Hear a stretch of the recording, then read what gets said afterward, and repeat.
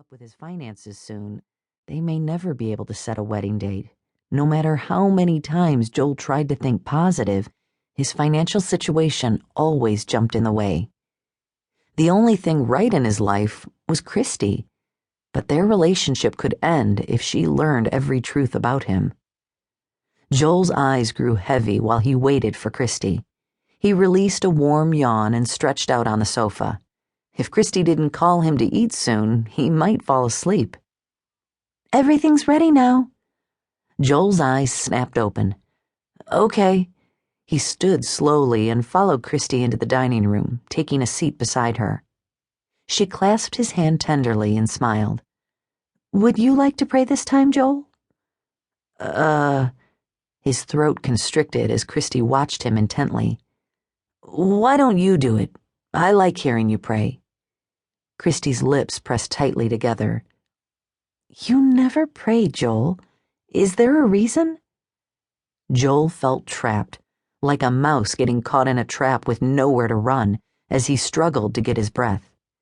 He moistened his lips. "I pray silently. It's the way I've always prayed." It was halfway true.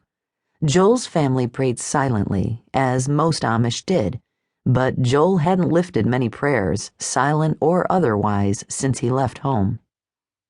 "I don't have time to waste on prayer," he thought. "Even if I did, what good has it done in the past?" Joel had talked to God plenty of times while he was growing up, but he'd mostly prayed because everyone else in his family expected him to. He remembered when his mother had gathered him and his siblings together and taught them the purpose of prayer. She used to say God answered and rewarded prayers offered in persistent faith, meaning prayer should be continued until something happened. But none of his prayers were answered, even when he was persistent. He wasn't about to share his thoughts with Kristi, however. Kristi's religion was important to her, like it had been to Joel's mother. Joel was sure Kristi would break things off with him if she knew where he stood spiritually. Oh, he would keep going to church with her on Sundays, but Joel didn't think he needed religion to get what he wanted in life. "Okay, if you'd rather, I'll pray." Kristi bowed her head, and Joel did the same. He felt a twinge of guilt when she prayed for him, asking God to bless his life and thanking him for this time they had together. "The love of my life prays for me, yet my life is only getting worse, it seems." When Kristi finished praying, she released Joel's hand and passed him the platter of meat. "It should be nice and tender, since it's been slow cooking all day while I was at work. Even if the storm had knocked out the power, dinner would still be good and hot." "It's raining a little yet, but at least the worst of the storm is past." Joel looked toward the window before pointing to the center of the table. "Are the candles because you thought the lights might go out?" "Partly. I also like eating by candlelight. Don't you?" "It is sort of relaxing," he agreed.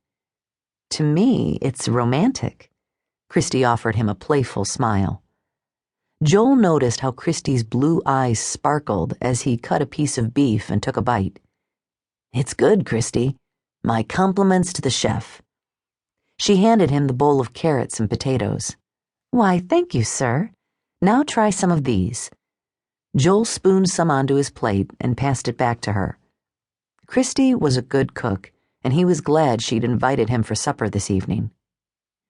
"What did you think of the information I gave you on Sunday?" Kristi asked. "What information?"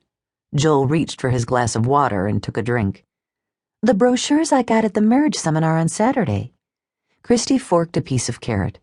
"Remember, you were going to look them over so we could talk about it tonight." "Oh, yeah." Joel stared at his plate.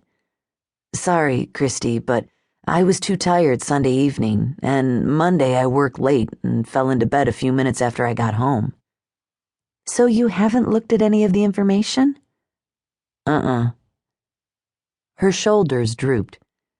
"I was hoping we could talk about it now." "We can. You can tell me whatever you learned." Kristi blotted her lips with a napkin.